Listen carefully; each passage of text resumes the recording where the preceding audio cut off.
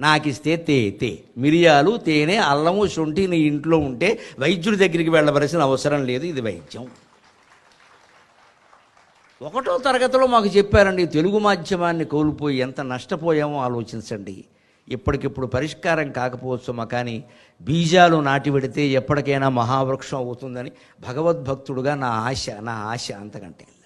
ఈ ఒక్క మాట చిన్నతనంలో మనం చెబితే పిల్లలకి అల్లము, శొంఠి, మిరియాలు, తేనె ఇంట్లో ఉంటే చాలా.